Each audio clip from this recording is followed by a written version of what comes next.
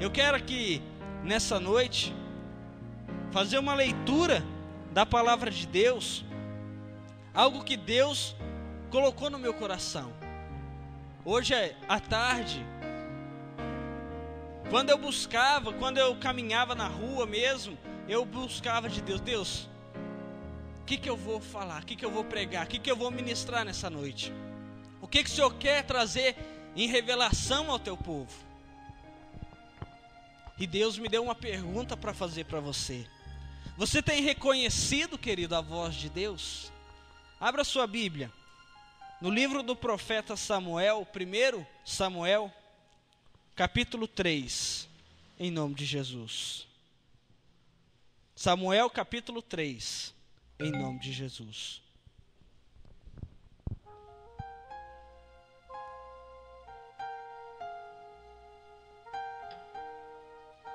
Glória a Deus. Todos encontraram?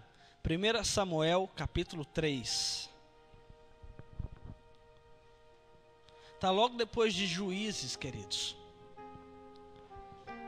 Todos fiquem em pé em reverência a Deus, em nome de Jesus. Vamos ler a partir do primeiro versículo de 1 Samuel, capítulo 3. Olha o que diz a palavra de Deus. E o jovem Samuel servia ao Senhor perante Eli, e a palavra do Senhor era de muito valia naqueles dias. Não havia visão manifesta.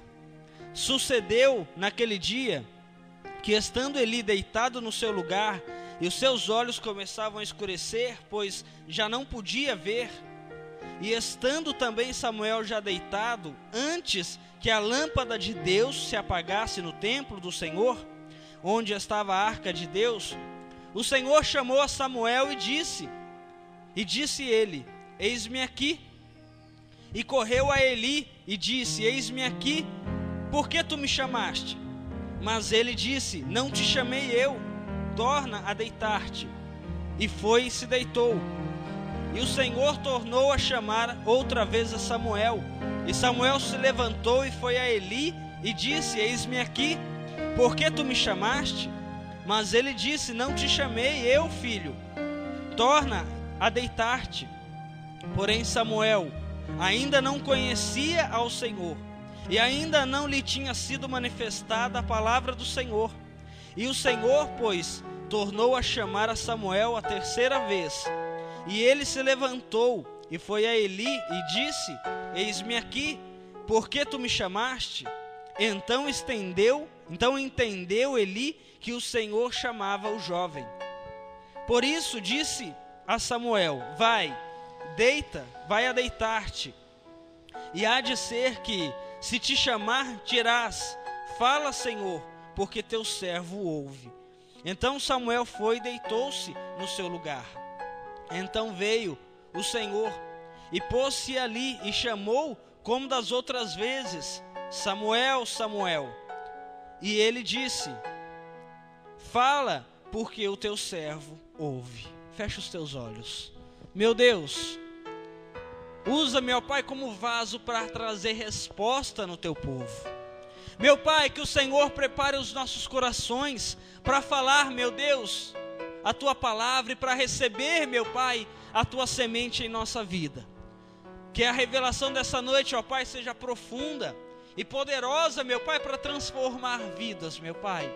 Meu Pai, nos ensina a ouvir a tua voz. Nos ensina, Senhor, a compreender as tuas palavras, porque são poderosas para as nossas vidas. É o que eu te peço em nome de Jesus. Amém. Pode se assentar, queridos, em nome de Jesus. Queridos, ainda na sexta-feira eu disse algo. Na sexta-feira muitas pessoas vêm, e eu não condeno quem vem, glória a Deus porque vem. Porém, eu disse algo que eu levo no meu coração. Na sexta-feira nós viemos ao culto porque queremos buscar algo de Deus para as nossas vidas.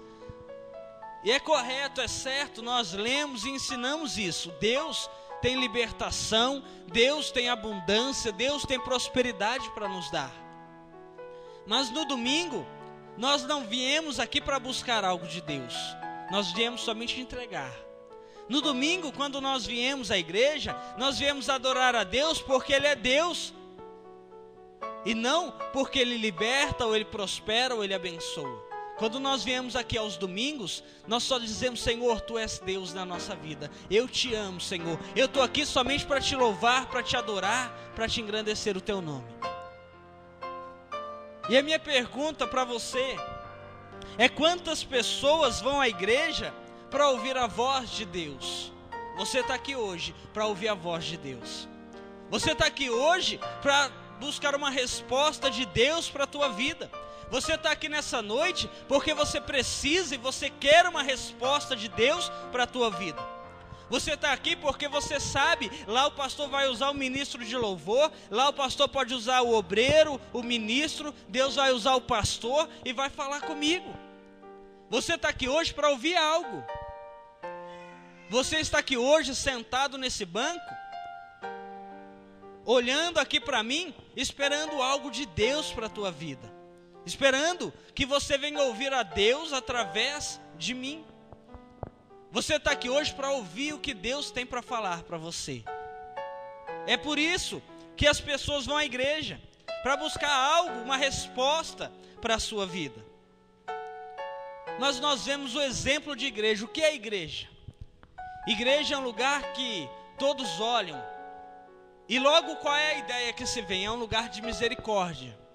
É um lugar onde nós vamos ouvir Deus, é um lugar onde há santidade. Quantas pessoas estão de boné lá fora, ao entrarem na igreja tiram o boné? Respeito por onde está, respeitam o lugar onde se encontram. O que é a igreja? É um lugar onde você pensa: isso não acontece dentro da igreja. Na igreja tem comunhão. Na igreja é lugar que representa a paz. Na igreja é lugar onde nós vamos e tem resposta de Deus.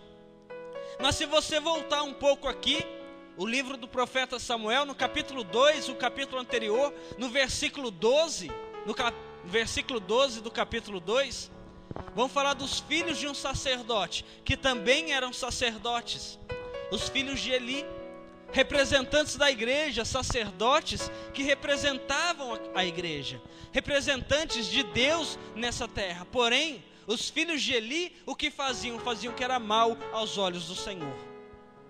Os filhos de Eli faziam as coisas que não agradavam a Deus. Eles eram sacerdotes, mas se você ler capítulo 2, versículo 12 de 1 Samuel, diz que eles não conheciam o Senhor. Como uma pessoa representa alguém que não a conhece? Você vai vender um produto que você não sabe, você nunca experimentou? Como você vai vender esse produto? Como você vai apresentar algo a alguém que você não conhece? Como você pode falar: vai na igreja, a casa de oração, porque lá é bênção, se você nunca foi lá, se você não sabe como é o culto na igreja, a casa de oração? Como você apresenta a Deus se não conhece a Deus? Como você apresenta algo que não conhece? É o que faziam os filhos de Eli. Os filhos de Eli, se você ler o capítulo 2 de 1 Samuel, do versículo 12 em diante, vai falar que quando apresentava o povo a oferta, os novilhos, o sacrifício ao Senhor, e aquela carne era posta ali num caldeirão, numa panela muito grande, eles pegavam um garfo de 3 dentes, enfiavam naquela panela, e o que tirava o garfo, eles comiam para eles. Eles pegavam aquilo que era de Deus. A oferta que o povo levava a Deus, eles pegavam para eles. Porque eles não conheciam. E porque eles não conheciam, eles não temiam. E como pode um sacerdote guiar se ele não conhece? Como pode um sacerdote representar aquilo que ele não sabe o que é? Aquilo que ele não conhece, aquilo que ele nunca experimentou? Por isso, queridos, nós lemos no primeiro versículo aqui do capítulo 3, que no tempo de Samuel, no tempo do profeta Eli, que era sacerdote também, a palavra de Deus tinha muito valia. Eles respeitavam a palavra de Deus, porém, não havia visão manifesta. A visão não estava manifestada, a direção eles não tinham, porque eles não conheciam a Deus. E Deus, ele começa a procurar alguém. Deus, ele começa a procurar alguém a quem pudesse falar. Deus, ele começa a procurar alguém para que viesse guiar o povo. Deus, ele quer trazer justiça. Deus, ele quer levantar alguém justo. E ele começa a procurar. E ele encontra um homem chamado Samuel, ainda jovem. E ali, encontrando Samuel, é o que Deus, ele me traz a revelação nessa noite. Deus, ele está procurando pessoas que ouvem a sua voz. Deus está procurando pessoas que venham dar ouvidos ao que ele tem falado. Deus está procurando pessoas, Deus está procurando a mim, Deus está procurando a você, para que ele venha falar, para que você venha guiar a tua família à bênção, para que você venha guiar os teus vizinhos, as pessoas a quem te rodeiam todos os dias, a um lugar de bênção. Deus está procurando pessoas justas e que ouvem e entendem a voz dele. Deus, ele encontrou ali Samuel. Deus encontrou um jovem chamado Samuel e diz: Samuel, Samuel. E Samuel, ao ouvir aquilo, ao ouvir a voz de Deus, ele não conhecia Deus. Ele vai até a pessoa que cuida dele, o sacerdote, o profeta Eli, e ele diz: eis-me aqui, Eli, eu estou aqui. E Eli começa a falar para ele: não, eu não te chamei. Quantas pessoas Deus tem falado com você, porém você não está entendendo que é Deus que está falando com você. Quantas são as pessoas que estão perdendo a direção? Quantas são as pessoas que Deus está te chamando, porém você não está entendendo e não está dando ouvido ao que Deus tem falado a você? Olha aqui, queridos, o versículo 3 diz que Samuel se deitou antes que a lâmpada do templo se apagasse. Quem é o templo hoje de Deus? Quem é o templo hoje do Espírito Santo? Sou eu, é você. E eu quero te fazer uma pergunta: como é que está a lâmpada de Deus dentro de você?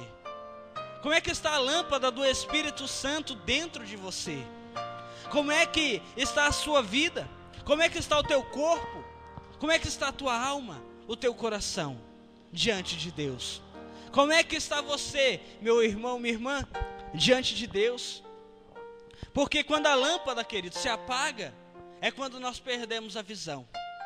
Se acabasse a energia nesse exato momento e nós não tivéssemos a luz de emergência, que é a bateria, se apagasse todas essas lâmpadas aqui, o que é que você conseguiria ver? Nada. Esse lugar seria tomado por trevas, não espirituais, porém físicas. E quando a lâmpada do templo se apaga, você pode fechar os olhos e dormir, porque já não tem mais nada para se fazer. Samuel se deitava antes da lâmpada se apagar. Ele orava antes da lâmpada se apagar. A lâmpada do templo, da casa do Senhor, aonde ficava a arca de Deus. Eu sou a arca, você é a arca. Nós somos o templo do Espírito Santo. Nós somos o templo do Espírito Santo. Mas como é que está a luz de Deus na tua vida? Como é que está a luz de Deus nesse templo? Será que nós temos estado em trevas? Ou será que nós temos estado cheios da graça do Espírito Santo? Em Salmos 119, versículo 105, diz que lâmpada para os meus pés é a tua palavra e luz para os meus caminhos. A palavra de Deus tem trazido luminosidade às nossas vidas, à nossa alma. Lâmpada para os meus pés